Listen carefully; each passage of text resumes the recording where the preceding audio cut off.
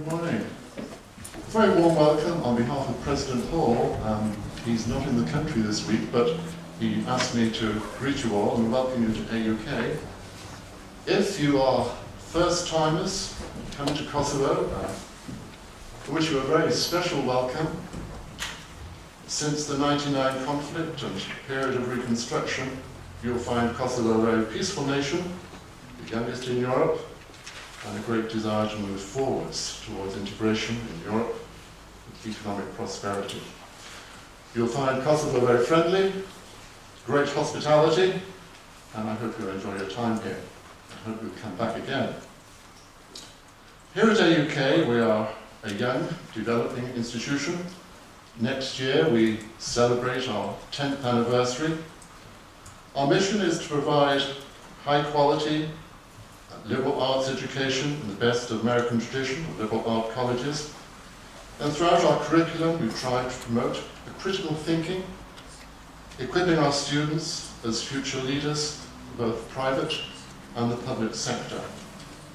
We have just over 500 undergraduates on our program, 46 faculty, and increasing numbers of our students are moving to first-class graduate programs, Yale, Cambridge, London. Many others, of course, are starting careers in commerce and government. Our master's program in public service has equipped over 80 senior civil servants to be more efficiently equipped with analytical skills to improve decision-making in most ministries of government today. And AUK continues to consider how we should move forward with new curriculum. At present, we have 5 concentration areas. These are economics, management, public policy, governance, IT, and media. But besides all these important things, curriculum development, we do want to promote scholarship, and it's something that all faculty at AUK are very concerned about, and we're very pleased that this event is taking place this weekend. We want to promote scholarship during this period of Kosovo's transition from independence in 2008 to EU membership and beyond. These are very formative years for the education system of Kosovo, and AUK also wants to be providing the pioneer initiative of promoting the best of scholarship as well as curriculum development that's most relevant to the economic and intellectual climate of the country. So this is why we have this conference today and tomorrow, to bring together groups of scholars who are engaged in political economy with interests in development strategy. And the theme of our conference, Economic Development and Political Transition in Kosovo, describes the aims and situation we find ourselves in today. Kosovo is a young democracy striving towards economic growth, and the participation of each of you here is so very much appreciated. Thank you, each of you, for coming. We value your participation. The conference wouldn't be taking place without the help of very special friends. I need to thank you all today. First of all, I very much would like to thank USAID for the Business Enabling Environment Program, USAID PEEP, for providing the support that was needed to bring everyone together. And also our other partner, the Balkan Trust for Democracy. A very big thank you. I'd like to thank especially the AUK Economics Unit and the leadership of Professor Venera Demarkai for making this possible, and also our students in the AUK Economics Club who are doing all the work behind the scenes to make things run smoothly. I must give a very special thanks to the dedication of our research fellow, Luca Uberti, who's coordinated everything, and without whom I don't think any of us would be here today. A big thank you to Luca. So I wish you all the best in your discussions. This is a very special first-time event. We hope that many of the conference papers will go into publications. The proceedings will be looked at wide and far, and we hope very much this event might become an annual event and not just a one-off. So a very warm welcome to all of you. I'd like to hand over now to Professor Woodward, who will give our first address. Welcome. Thank you very much.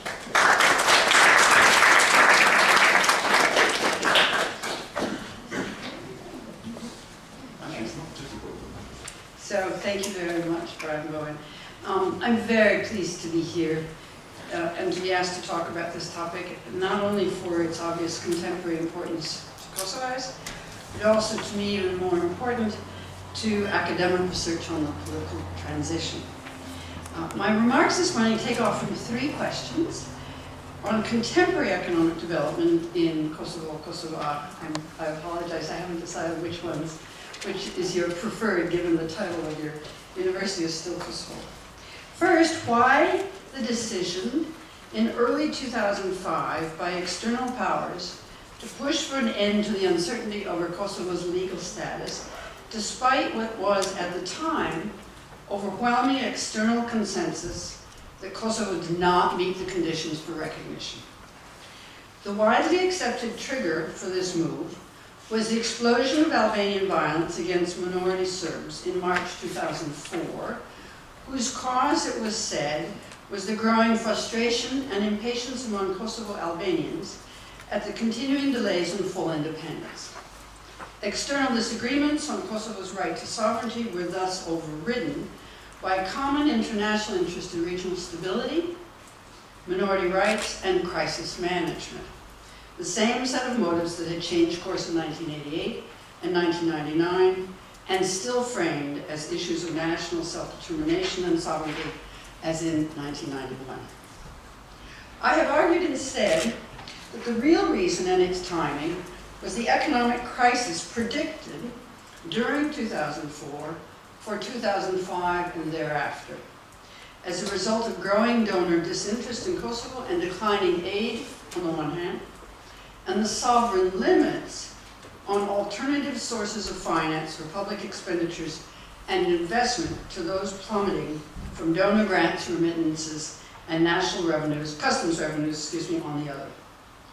A shift of obligations from international assistance to foreign borrowing and investment required clarity on Kosovo's sovereignty. Membership in the international financial institutions, beginning with the International Monetary Fund, thus resolution of Kosovo's portion of, I can't see my notes very well, so I apologize, Kosovo's portion of Serbia's international debt, and an end to property disputes with Serbs and Serbia over socialist-era property rights so as to attract foreign investors. My second question.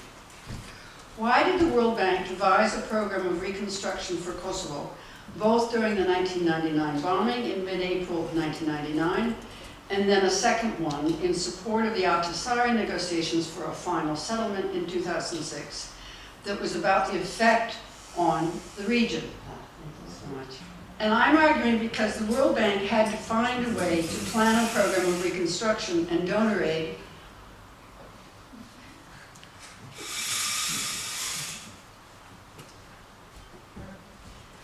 World Bank had to find a way to plan a program of reconstruction and donor aid for a non-sovereign entity. It cannot design a program for a non-member. But also because the authors of those two reports argued, at least to me, Kosovo's economy could not survive without being integrated into the regional and European economies. This is, of course, true also of Bosnia and Herzegovina. Economic development was not sustainable on Kosovo's size and resources alone. Third question. Why do Dominic Zaum and Verena Knaus, in a book chapter written last year and coming out in a book this next month, but only as one example of many who say the same, write, and I quote from them, "The structural similarities between Kosovo's economy in the 1970s and 1980s and in 2010 are striking. Despite more than a decade of international assistance, it has remained an economy suffering from very high unemployment, an economy that relies heavily on external fiscal transfers for investment, and one that is dominated by subsistence agriculture." Unquote. Their answer focuses on the consequences of donor assistance policies and choices. To tie these three questions together and provide some perspective, I will take you back to the Yugoslav period and tell the story that I developed in my book, Socialist Unemployment. And remember, this is my analysis. So first, the Yugoslav system, I argue, political, economic, social, foreign policy, and to a certain extent even cultural, begins with a leader's strategy for economic development. There were ideological reasons. League of Communists, or then still Communist Party of Yugoslavia, were Marxists, committed to improving the standard of living of working people. But also for political and nationalist reasons, the leading forces in the interwar party, particularly Slovene intellectuals such as Edvard Kardel, were Austro-Marxists, obsessed with Marx and Engels' distinction between historic nations which had a right to self-determination, that is to say statehood, and Slavs who were quote-unquote non-historic nations, quote, relics of peoples, unquote, who would disappear with the march of global capitalism. This nationalist element argued that their designation by Marx and Engels was a result of being confined to a petty bourgeois peripherality in Europe, a land of, quote, and they said this often, vagabonds, traveling salesmen, smugglers, unquote. And, of course, a stunted indigenous bourgeoisie with increasing state dependence on foreign connections and capital to keep itself in power. To escape this peripherality, the Communist Party, for them, should become a substitute bourgeoisie, beginning with a change in popular consciousness against the cultural hegemony of the great powers, then, next step, political emancipation, and ultimately economic emancipation. Such an argument, although originating in the northeast of Slovenia and Croatia, the leading forces of the Yugoslav Communist Party in the 20s and the 30s, the trade union movement especially, was of great appeal to the broader national front forged during the war against the Axis occupation by Germany, Bulgaria, Hungary, and Italy, each in its own territorial sphere. The Marxist component of the development strategy was thus following from the nationalist to industrialize, thus to create a substitute bourgeoisie, but to do so in a way then, the next step, that prevented, as Marxists would say, capitalist unemployment. This had basically three elements. One, to create a monetary system that could avoid financial crises. Two, progressively over time, to reduce the drain of surplus value, capital, to unproductive uses. Those of you who know the 19th century debates will find this particularly interesting. But above all, the unproductive use would be the state apparatus, thus the withering away of the state eventually to a community of direct producers. And third, to eliminate a reserve army of labor by settling the population into two sectors, each of which had their subsistence or social existence guaranteed, either on the one hand by private property and land for small producers and limits on the employees in private firms to no more than 5 outside of the family, or by guaranteed employment with social insurance in the social sector of industry and industrialized agriculture. However, the first step in this strategy was to win independence. First, national liberation against wartime occupation by Axis powers and against the royal government forces by creating a political coalition called the National Liberation Struggle, a national front, and then after the war, 1944-45, for international recognition against those opposed both East and West, because they were exposed to both. This second struggle lasted from the 1943 discussions with Churchill to get Allied support shifted from the Royal Army and Mihailovich to them, to Tito's partisans, during the war, through being abandoned by UNRWA, the UN Reconstruction Agency, on ideological grounds, then refused admissions of the Marshall Plan for the same reasons, and then unsuccessfully in the quarrel over foreign and development policy with Stalin that blew up in mid-1948, with sanctions from the Soviet Union and the entire Eastern Bloc, which of course the Yugoslavs themselves had urged creation and given a name, to 1949, when the United States seized what it called, as it says in its documents, a propaganda victory from the jaws of the Tito-Stalin conflict. It is only at the League of Communist Party Congress in 1952 that Cardell famously said, and I quote him from the speeches, "The first battle of socialism has been won," unquote, by which he meant international recognition through United States support, which persuaded the European states to negotiate bilateral trade treaties already beginning at the end of 1949, and made IMF membership and assistance possible. However, this was an exchange for Yugoslav neutrality in the Cold War and military defense by the Yugoslav army of NATO's southern flank against any Soviet threat to move towards Italy through the southern route. In my book, I call this exchange a Faustian bargain.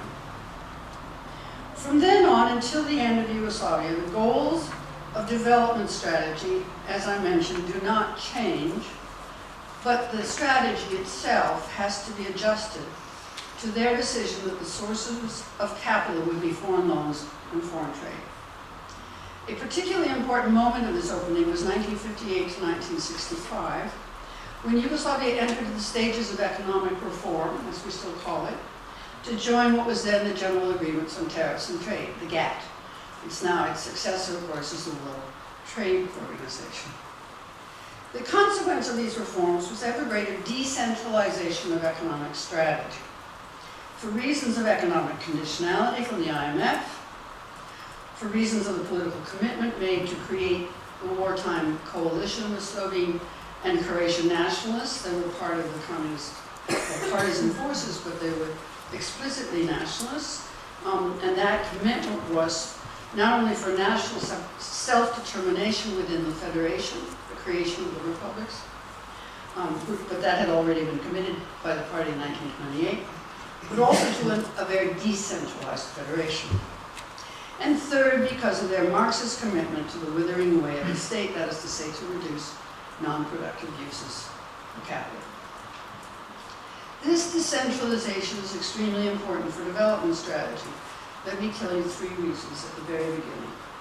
In 1952, they already gave control over education to the republics. So that each cultural unit of the Yugoslav Federation, and we came quickly to call them national units, decided curriculum and controlled the universities.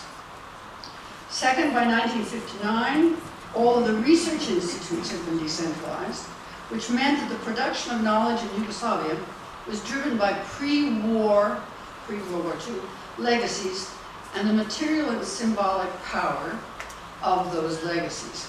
Hence, in particular, for those of you who know Serbo-Croatian, odnos snaga, the balance of forces, the liberals in Slovenia and Croatia, although they too did not always agree. And third, between 1958 and the final intra-party conflict over development strategy in the Battle of 1961, the then decentralization of development strategy itself to the republics, and to compensate for the lack of, as an alternative to federally defined countrywide development strategy, of a federal fund for redistribution for investment from the wealthy to the poor. Not only was development strategy now a matter of individual republic interests and decisions, with federal rules only applying to that which was necessary for national defense, which of course included the national food policy for strategic reserves. But the very definition of development and explanation of unemployment changes to cultural rather than economic explanations. Most specifically, the developmentalists were replaced by demographers and liberal economists. The problem of development remains agrarian on overpopulation, as it was for Marxists in the interwar period. But as early as 1954, and increasingly more open by 1960, these were a series of demographers' population conferences, unemployment is defined, agrarian overpopulation is defined demographically as the high, and they would say excessive in Malthusian terms, high birth rate in the south, namely in Kosovo and parts of Macedonia. And the explanation was not economic, but cultural.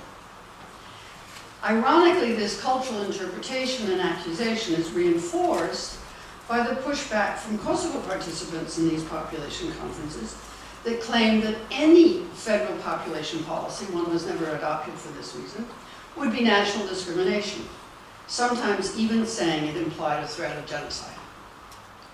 Throughout the rest of Yugoslav development until the country's disintegration, the dynamic of public policy was driven by the federal response to international events. Changes in foreign demand for Yugoslavia's goods and in its terms of trade, change in the supply of foreign capital to finance imports and supplement federal revenues and infrastructure with investment, conditions for loans from the IMF and World Bank, and changes also in regional security developments and superpower contests, US and Soviet Union, so as to protect Yugoslav national security and its commitment to the US. Because economic policy was thus driven by external events, foreign capital and its strategic position, over which the Yugoslavs clearly had no control, though they had created more room for maneuver than many countries at the time who found themselves in a similar position as a result of Tito's foreign policy of neutrality and triangulation, creation of the non-alignment movement, participation in Comecon and the Eastern Bloc, and third, of course, the US and the general agreements on trade and tariffs. And this was basically what Tito did. It was foreign policy, not domestic.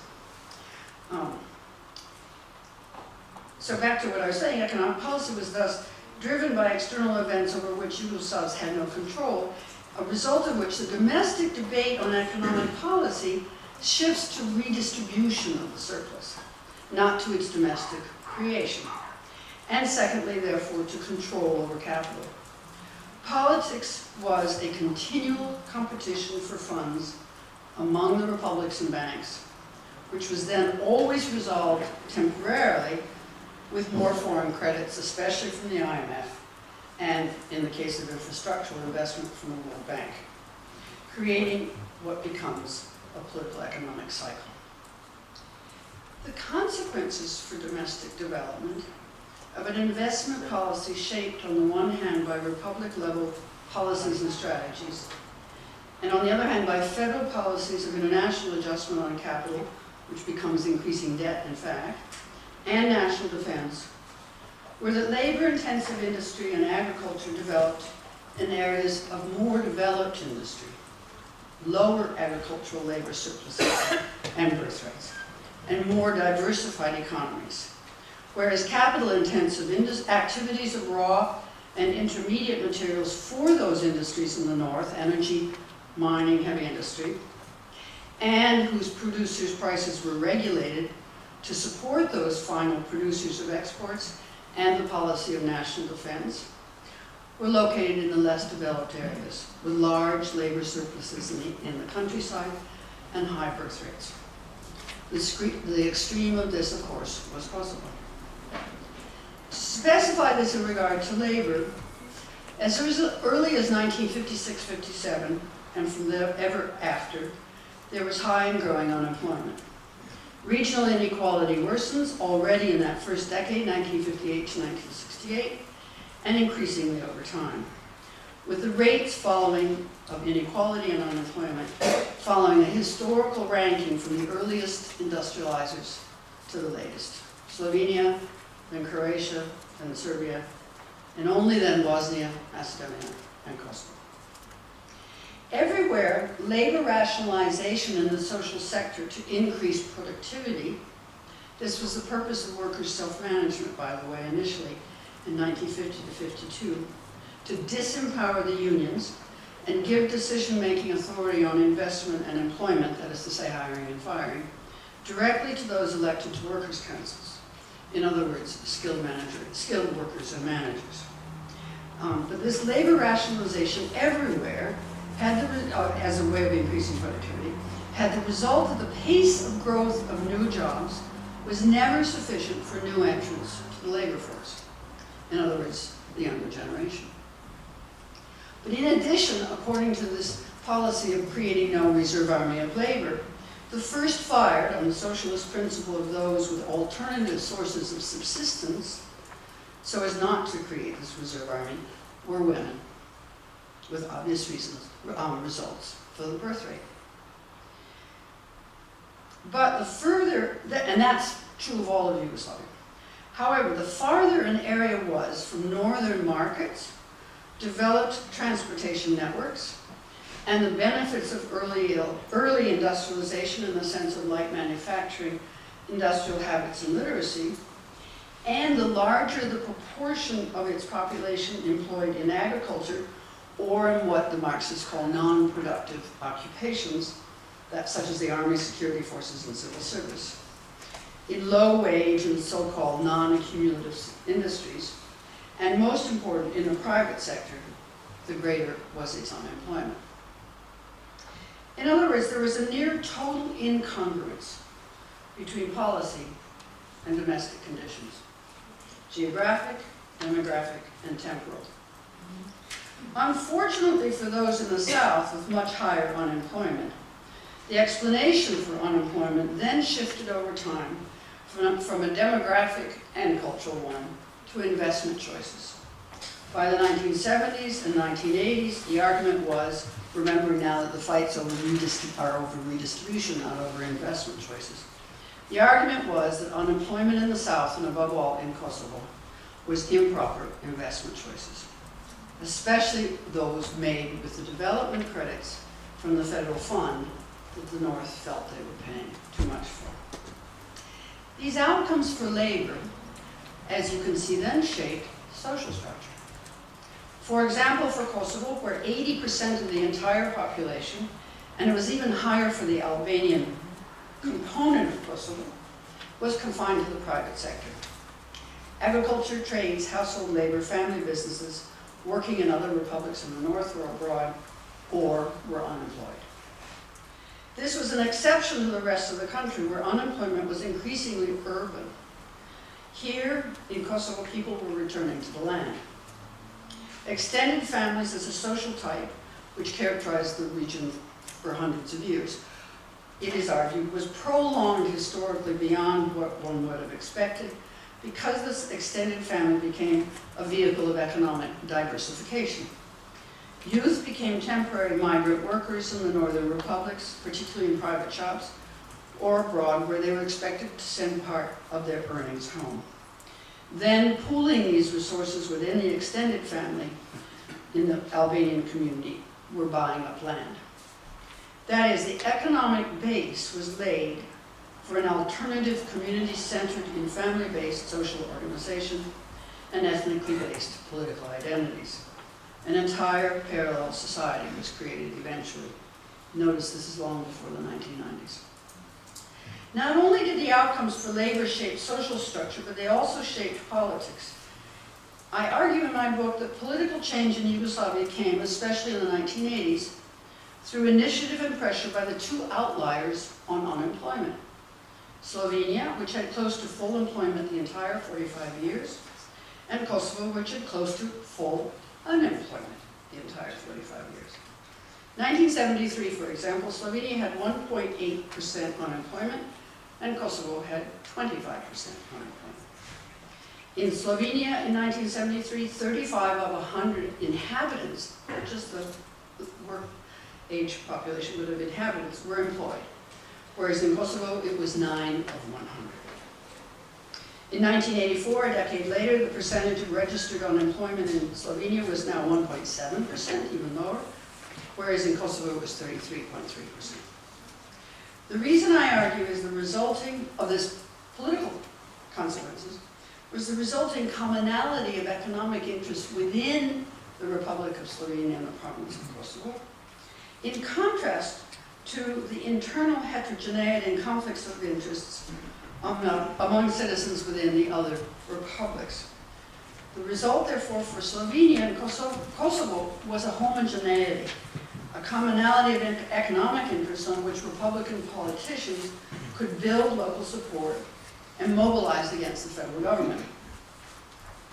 In both cases, Slovenia and Kosovo, the explanation they proposed and promoted for their economic conditions, on the one hand, Slovenia feeling it was being taxed too much, Kosovo that its economy was not developed, and thus pressure for policy change was the same, an absence of local control.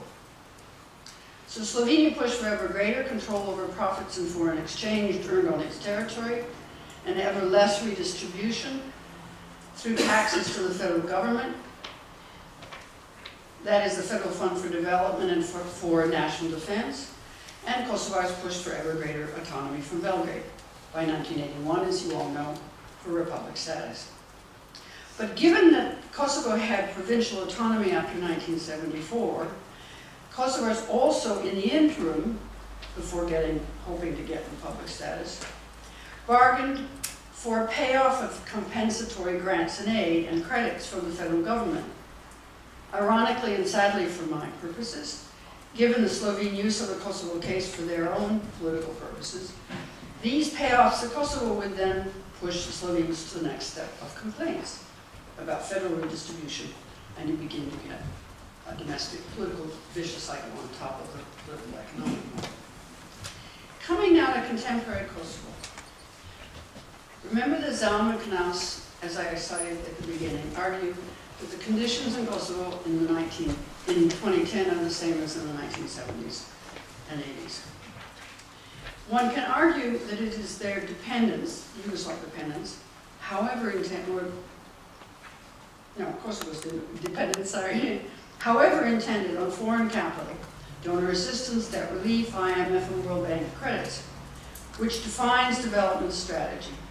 But because aid is primarily given to Kosovo for reasons of European stability or security, justice and home affairs for the European Union, trafficking and border control, and for the credibility of security institutions, NATO, the US, the Common Foreign and Security Policy of the European Union, while finance for development comes with conditions set externally, external demand for goods, and creditors' conditions for debt repayment, the same trade-off, what I call the Faustian bargain, seems to be affecting Kosovar policy.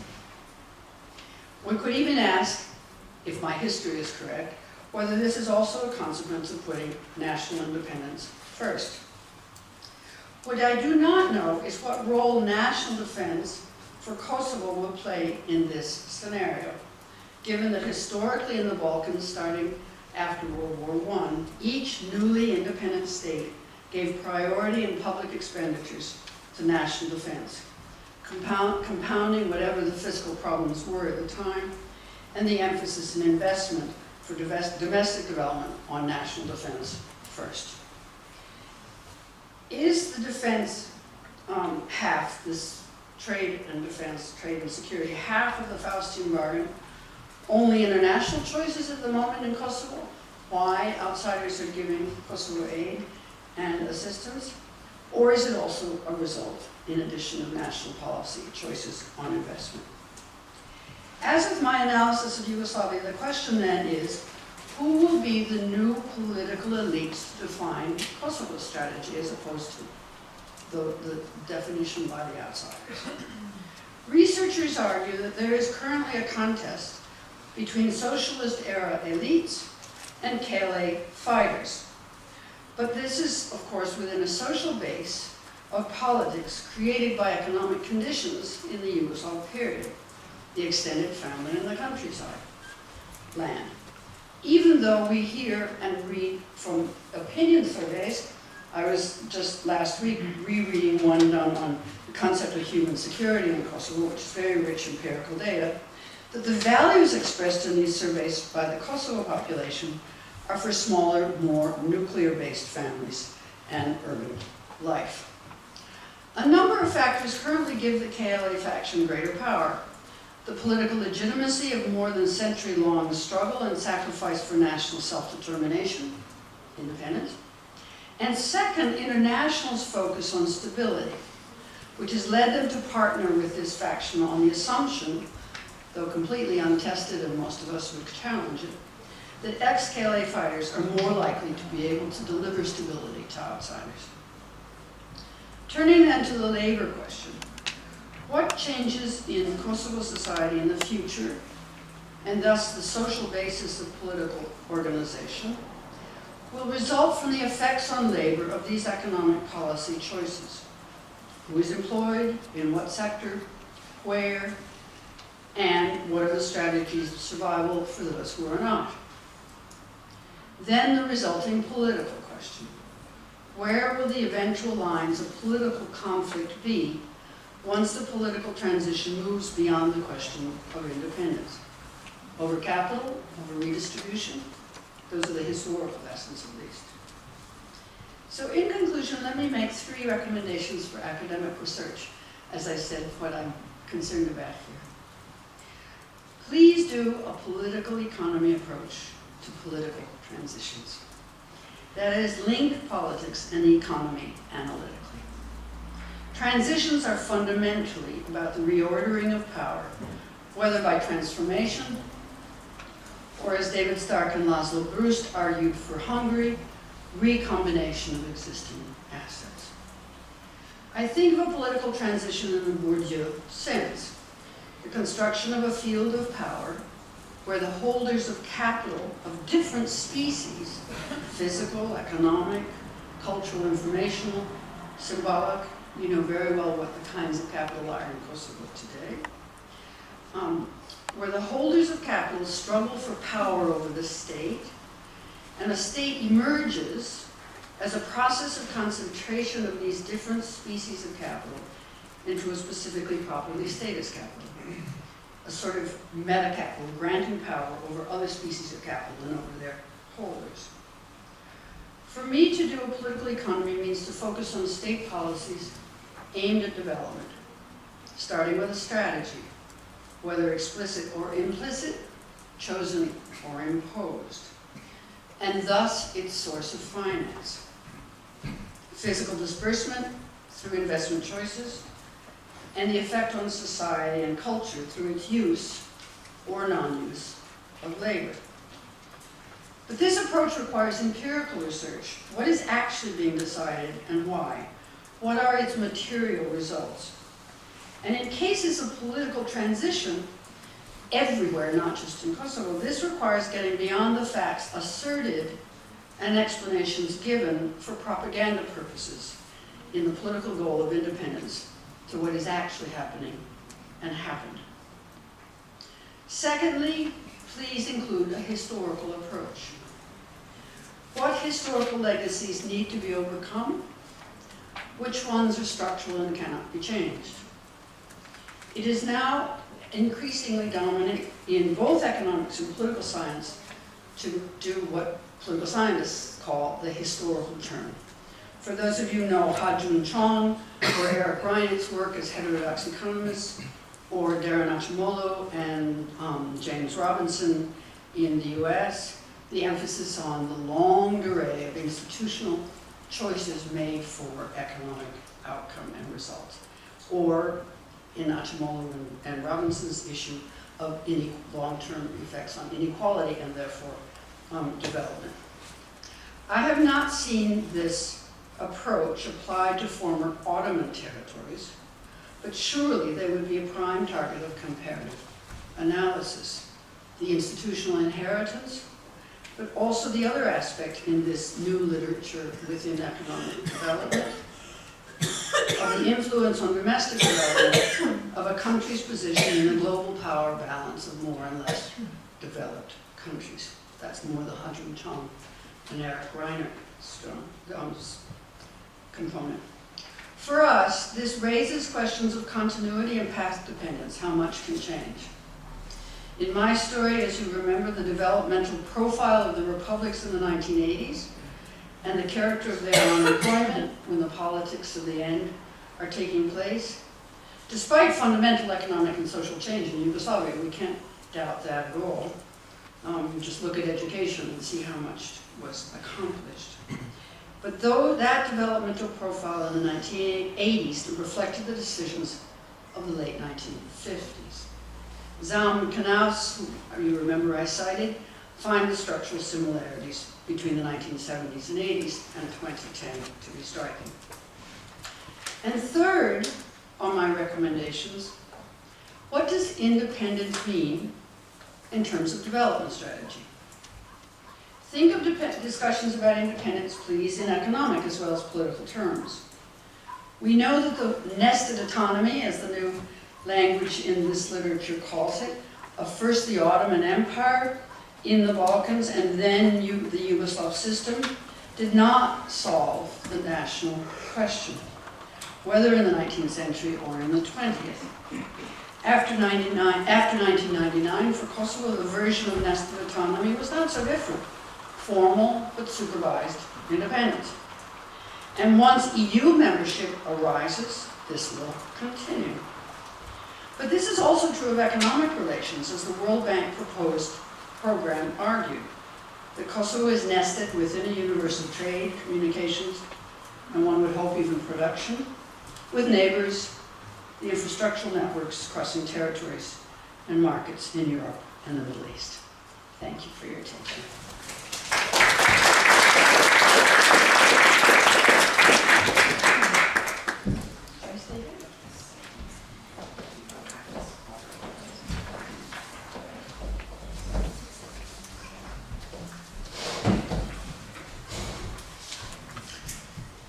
Well, I would like to thank Professor Woodward for her very interesting lecture that really gave us a very comprehensive overview of the development from both the economic and political perspective of this country over the past 50 to 60 years. But I would like now to open the discussion and take questions from the audience. We've got a good 20-25 minutes to really crack this discussion open. So any question is welcome. Or comments.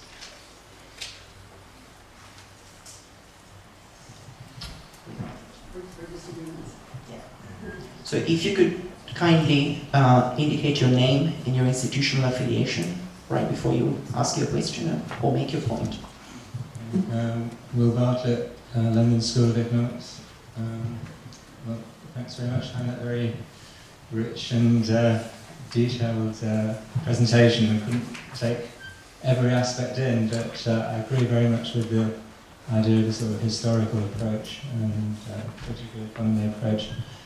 From what I could take as a summary, you were saying that the history of the Kosovo economy is one of being a sort of a provider of raw materials and resource provider for neighbouring republics who are more closely linked to the European economy and do a lot of the processing of those raw materials. And do you see that this is something which is structural and built in and will persist in the future? Is this the future for the Kosovo economy, or do you see that it's going to diversify in other directions? And if it's the future, I mean, are things such as the Southeast Europe regional electricity market, that sort of thing, are they going to be particularly important? And how will independent Kosovo fit into that? Please. Don't we wish we had an answer to that question? I think there are two components of it. One is I would leave a lot of that answer to economists who should be doing the research about what the options are. And to a certain extent it is structural, more as a result of size and resources, the kind of thing that economists tend to look at. How much the human capital element plays in this is hard to say given the size.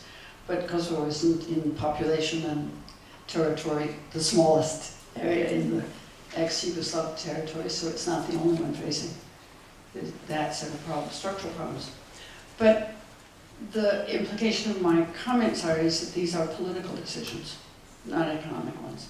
That the economic constraints, which are very real and have to be respected, depend upon what kinds of choices political leaders made. The Yugoslav leadership in the 1920s and 30s and up until 48 had a very sort of independent idea of what they should do. But then they found themselves up against obstacles, political obstacles on the east and the west both, that led them to make changes over which they increasingly lost control, as I said. Whether they could have restored control after 1949, 52 to 52 is hard to say, but the sort of balance of power of economic interests within the Yugoslav Federation in favor of those developed areas that were benefiting from the export orientation, even though that wasn't, as you well know, consistent. There were sometimes some domestic, depending upon terms of trade internationally, whether there was more local domestic production followed. But that political situation probably was more or less that it was set.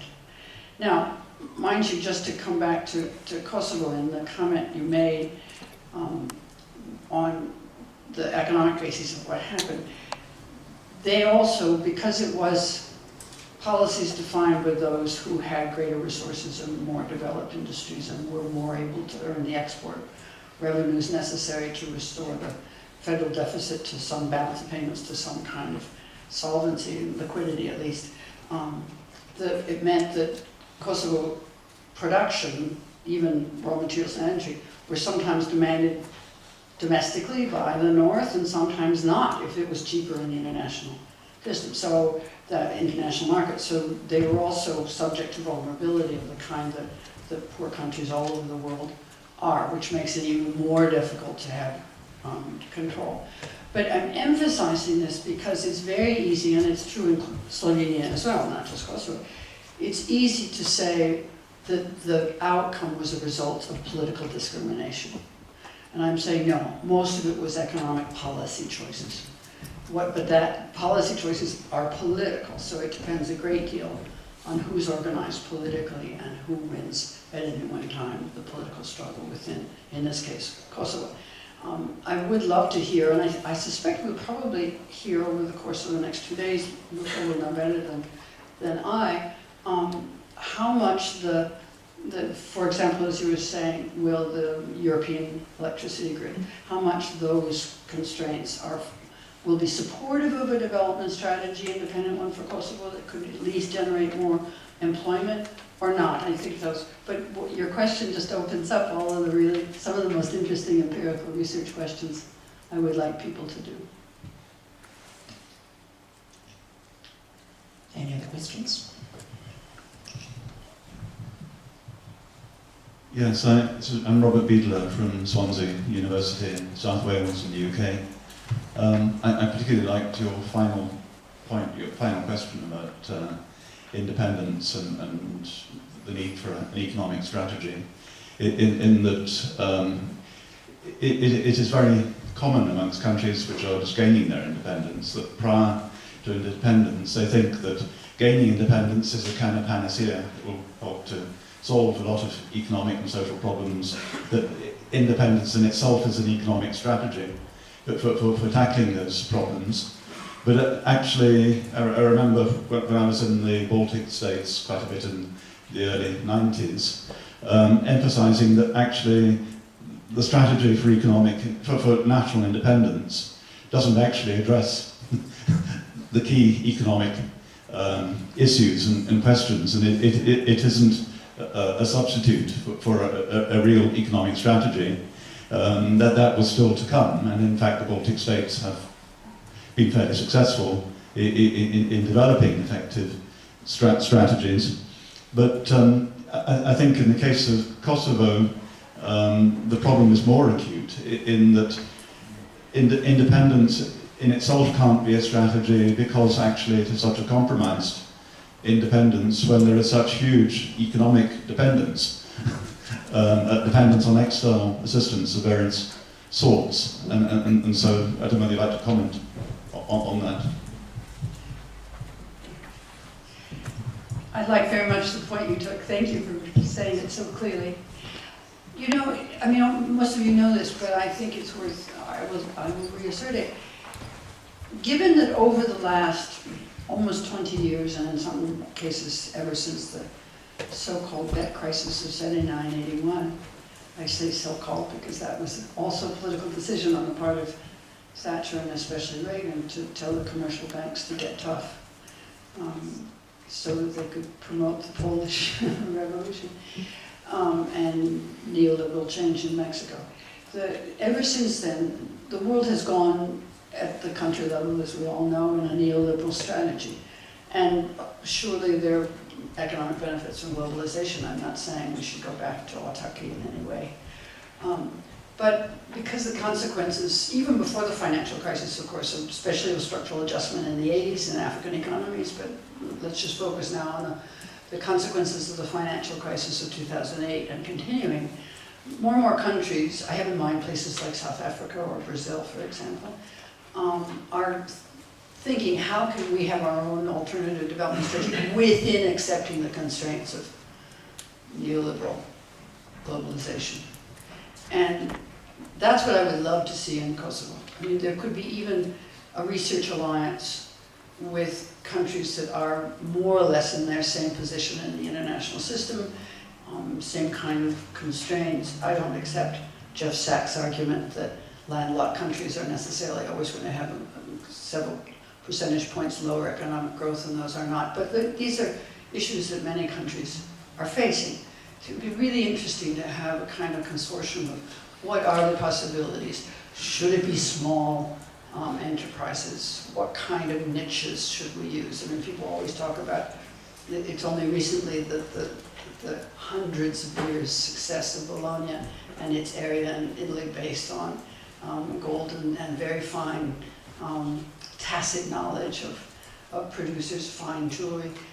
It worked for hundreds of years, and even though China is usurping a lot of that kind throughout the world, doesn't mean that there aren't going to be ways of finding niches and so forth. So I think, I mean, I'm not an economist. You can better identify what the main questions to start with are. But I think it really does need research and knowledge. That's why I like the work that people like Hadron Chang and Mushtaq Khan and stuff are doing, or the, forgetting the name of the Network Ideas, the website where people contribute alternative ideas to the network. We need debate. I mean, now I'm going on a bit at length about my prejudices, but my greatest complaint to the World Bank, and the IMF is in partnership with this, but it's the World Bank that is the actor that implements this decision in response to the pressure for Jubilee 2000 to give debt relief to the highly indebted countries in the late 90s, of saying, okay, we will do this if you, country X, design a poverty reduction strategy paper based on our guidelines that are as thick of, thousands of pages, and vetoed by World Bank and IMF officials on any component that comes out of the so-called participatory process that we don't like, but it's only then, and then you have to use that as your development strategy. Well, that sort of intrusion in a way that only since the late 90s is really that controlling of domestic choices, rather than having the international market, for example, do it in the terms of conditions for loans, is really quite oppressive. It's as anti-democratic as one can possibly imagine.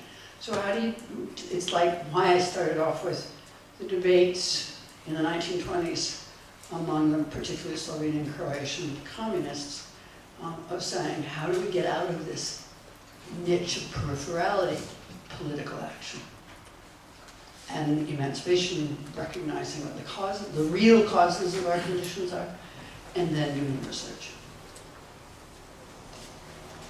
Thank you. Kazim Bisoka, hello.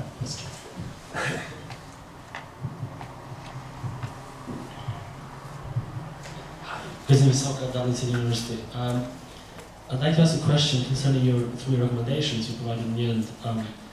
And you're suggesting, in a way, we should focus on historical institutionalism as a way to approach the political economy. I was just wondering, and you place a lot of emphasis on the elite agency, so I was just thinking, what role do you every day do people, do anthropology, and the subjugated analysis have in understanding transition? Because a lot of analysis focusing very elite, institutionalist, policy level of inquiry, and a lot of things underneath remain unobserved. So, do we really need a practice term rather than a historical term in terms of understanding these transitions? Because any stage of historical analysis, we're missing a lot what's going on in the grassroots levels. So, I'd like to, if you can comment on that. you've already contradicted yourself, if you don't mind my saying so, in my interest, because it wasn't institutionalism. That's the historical approach.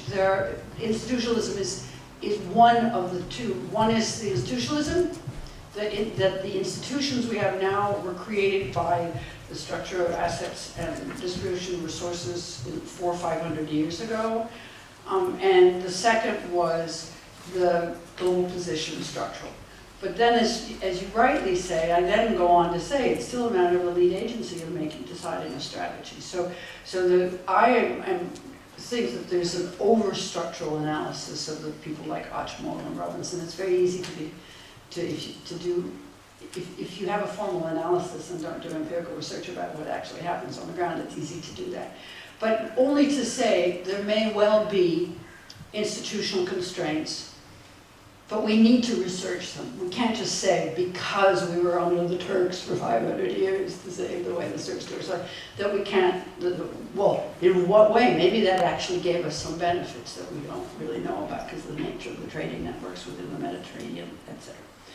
But back then to your question, which is that yes, I do believe that political choices are more important than what average citizens do.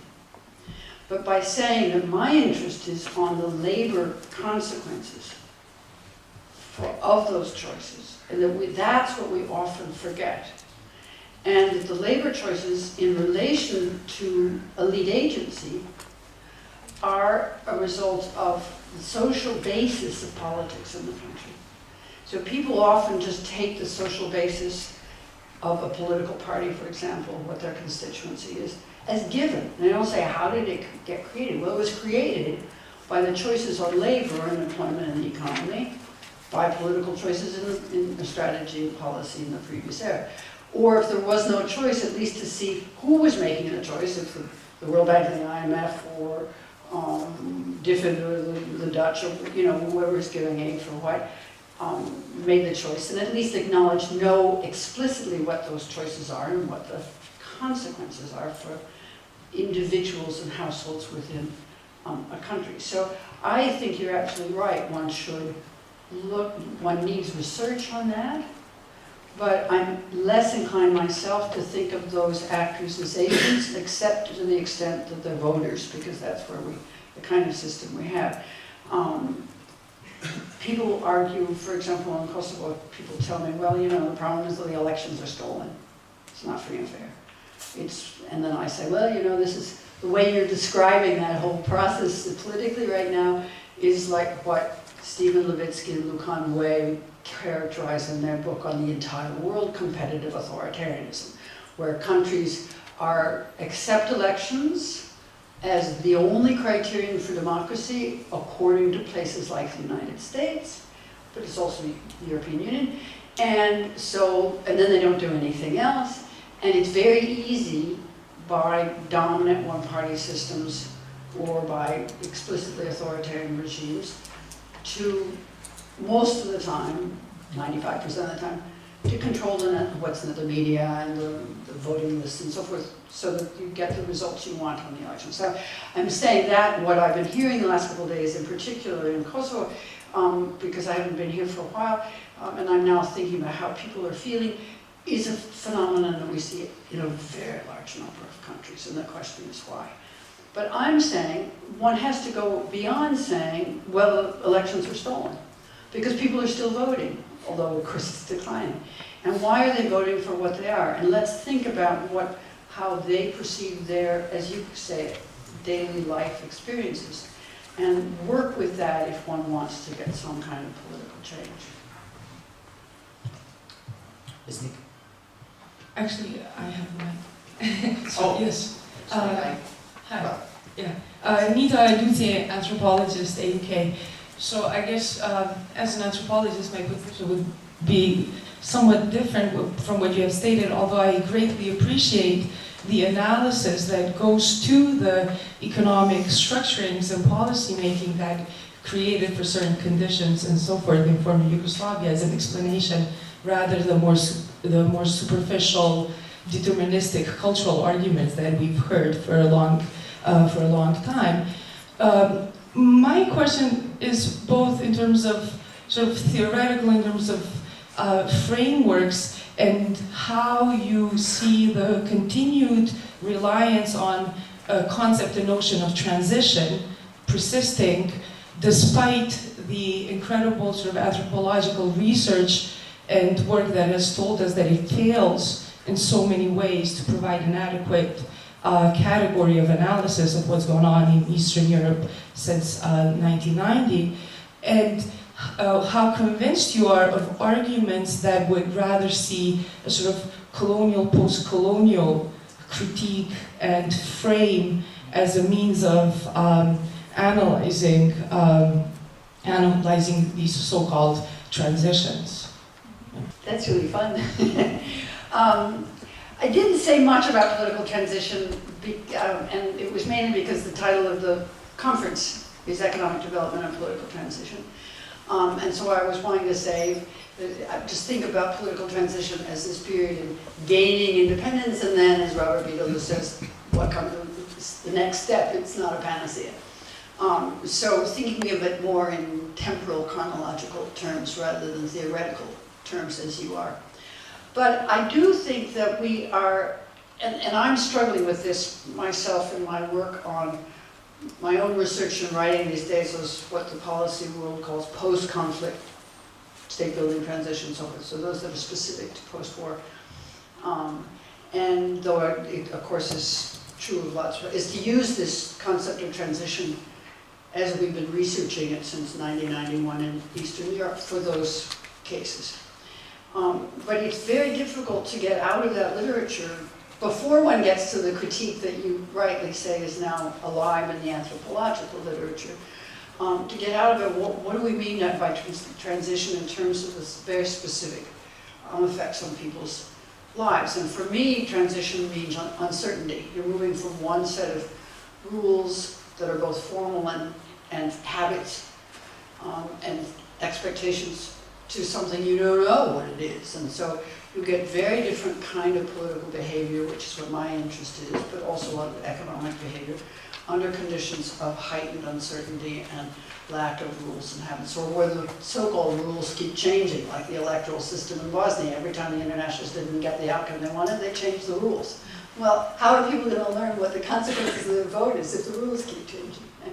So there is something very specific to transition that I think we need to do serious theorizing about it, and then that would lead to empirical questions and hypotheses that we would research and say, you know, is there something we mean by transition? But I would give the same answer to the colonial, post-colonial framing. I find that to me less useful, because that is, I mean, we've had that since the 1960s, if not in the Indian case, the 1920s, in terms of an intellectual enterprise and academic research. And it becomes so easily a political excuse, although, you know, it's the result of the post-colonial legacy. In the African countries, as you know, there's a lot more let's call it indigenous, or sort of local research and production of knowledge on critiquing that, saying, you know, politicians keep saying that we can't do X because it's the colonial legacy. Well, that was a long time ago. And so let's talk differently.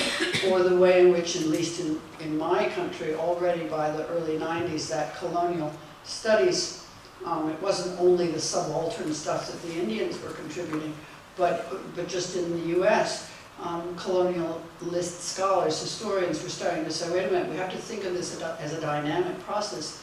Those in colonial states were also actors, and it's an interactive, dynamic process, so we have to study it that way. If that's what the new focus on colonial, non-colonial means, okay, but then let's specify it more, because what was the point of sovereignty if we're going to say, well, actually, this is just all about colonial power, I mean, a kind of neo-colonialism. But that's a personal view, and I would just say that it depends upon how those terms are specified in operational measures for the research that we have. I'll now hand over the floor to Ms. Nikula, and then I'll abuse my position as a chair and ask a question myself. please, if I may. Thank you. Mr. Puda, Princeton University. I very much enjoyed your talk and got inspired a lot by your work, so it was great to hear this historically informed overview of the developments in Yugoslavia and Kosovo. I have a more specific question about your historical narrative on Yugoslav developmental policy. You seem to suggest that in between the 1960s and the 1970s there was this shift from kind of an investment-based policy towards a redistribution-based policy. And my question to you is, to what extent is this a result, are you suggesting that already in the 1960s essentially Yugoslav developmental policy failed, now it's relying on foreign loans and so on to sustain itself? And to what extent is the shift to redistribution also determined by what's happening in the world economy at the time, when you have the explosion of offshore lending, petrodollars being recycled through banks in London and being pumped to countries like Yugoslavia and Poland and Romania and Latin America and throughout the world. So to what extent does the availability of cheap credit in the 1970s perhaps also push Yugoslavia towards a policy of redistribution? Kind of the internal dynamics directed more towards redistribution rather than investment. And what does that say about some of the attempts in the 1970s, for example, even in Kosovo, to move towards some type of industrial upgrade, right? Because there were some attempts in the 1970s to move Kosovo away from being simply a kind of raw material supplier and heavy industry towards some kind of processing and productive industries. And I was just reminded of that. My family now lives in the US, but my mother was here. She was going through our old apartment, and she found these Swiss Army knives produced in Pristina by Fabrica, was part of the Trepča system. But who would think nowadays that Kosovo used to produce Swiss Army knives, right? And that that's all history now, because there's no such industry here today. But to what extent was that possibility of a different developmental path maybe cut off by developments in the 80s and the 90s? How to answer this simply, because let me just say that what I'm saying is that from investment-based to redistribution-based was the politics. Because the investment decisions are basically being set almost by default by what is taking place in the international market. So the politics are about who gets, does Slovenia get the World Bank road? There's more Croatia. Remember that in Denis Bushnell's wonderful story about the conflict between the Dalmatian route. The road would go for tourism on the Dalmatian coast, or it would go from Belgrade to Bar, for example. I mean, these kinds of, so you get the monies and the decisions for outside, and then you decide who gets it. So it's not as if there wasn't investment taking place, but it's what the political fight's over.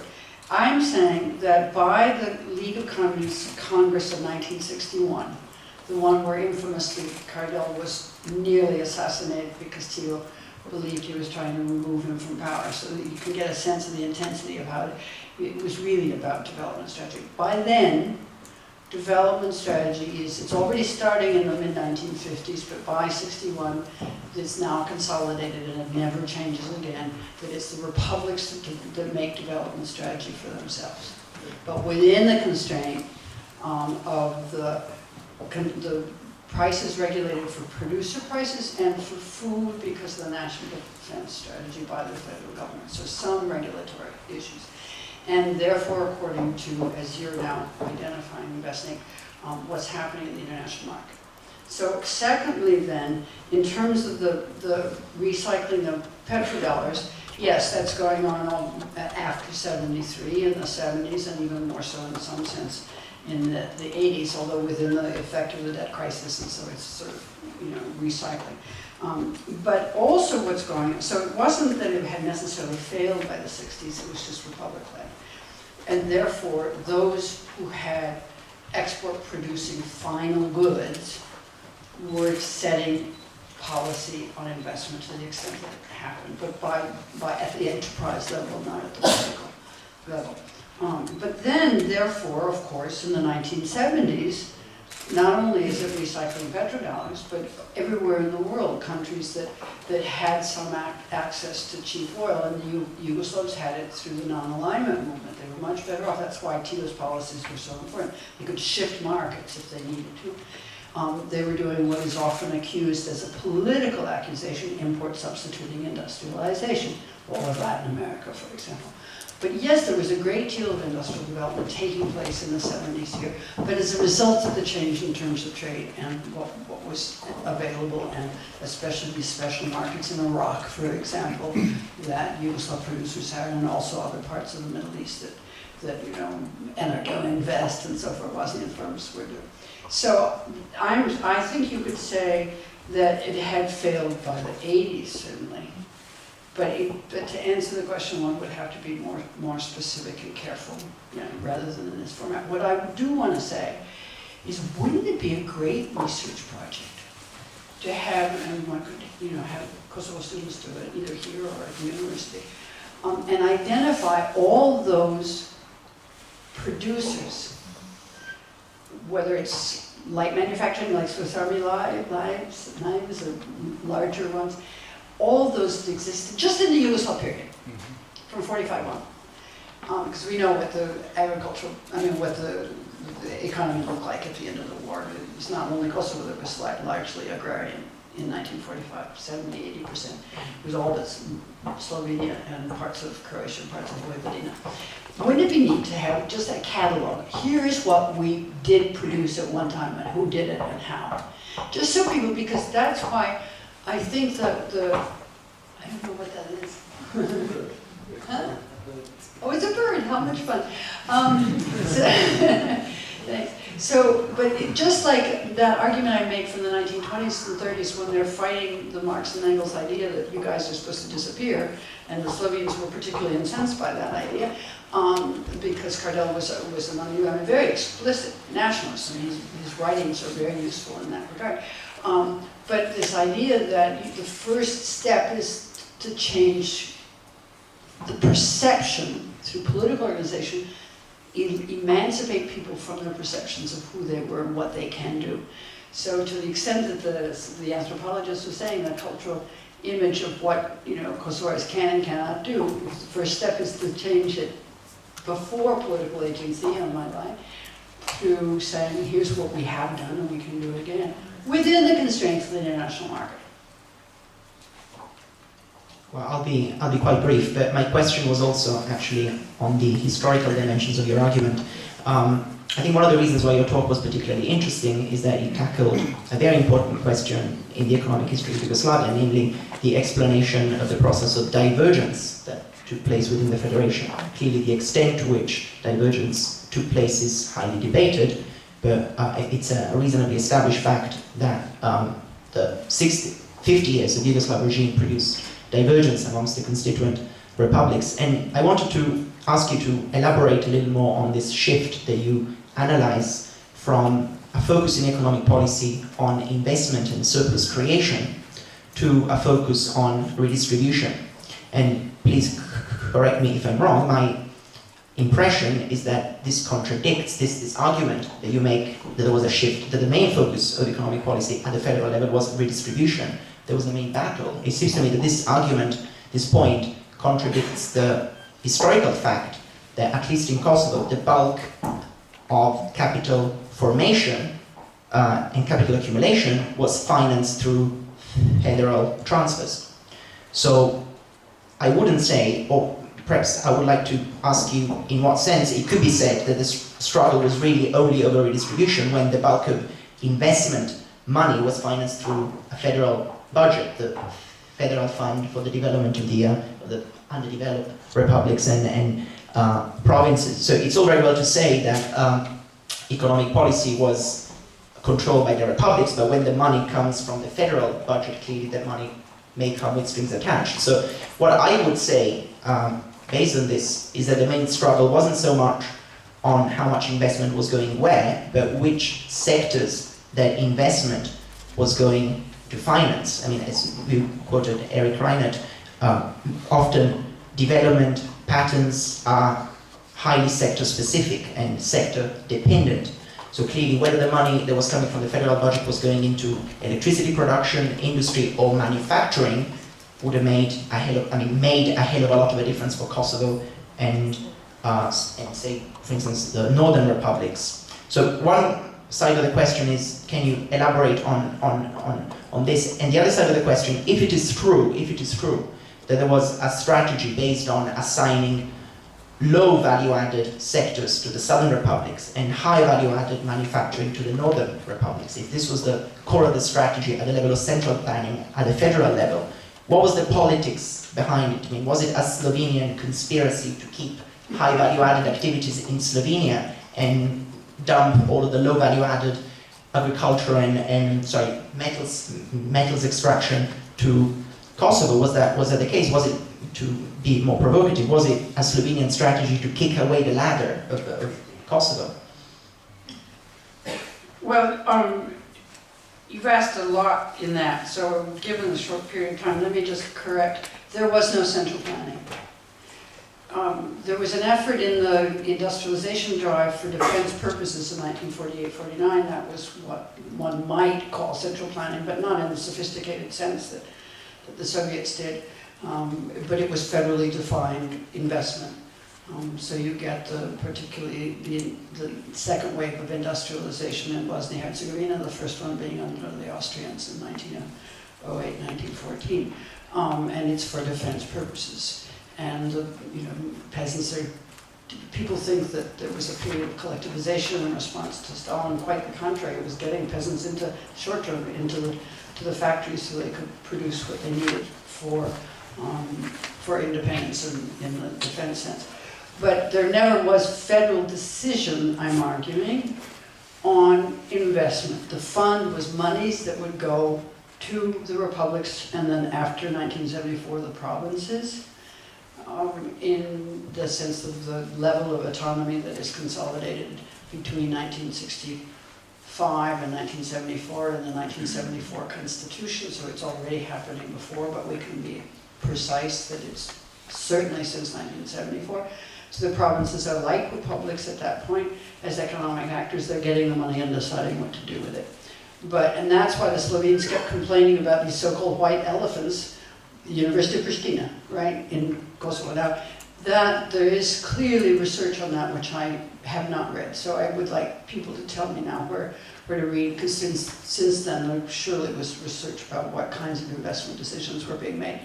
But when one then goes to the Republic, by the time you're talking about where the fund is active, so let's say into the 70s and then the 80s, so the 80s is just a continuing ever more radical stabilization program, structural adjustment under IMF terms, and Sergei Krieger's negotiations with them, also a Slovene, by the way.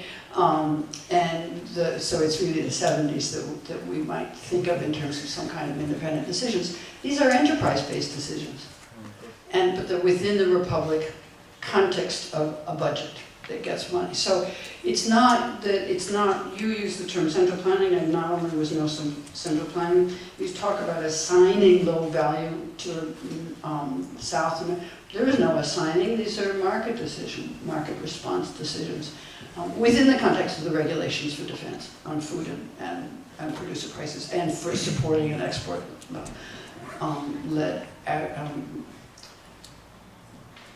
export-led strategy.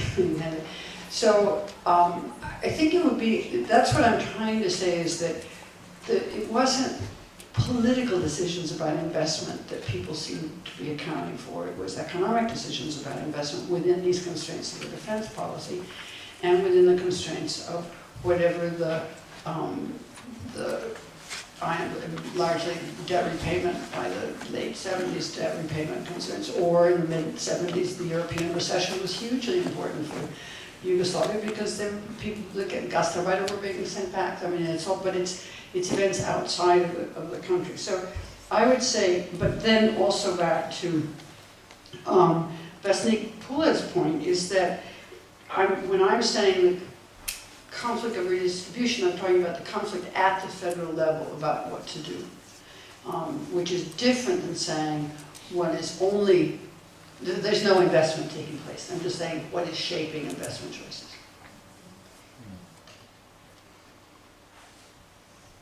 unless there's a very pressing question, I would round off the discussion and call a little break.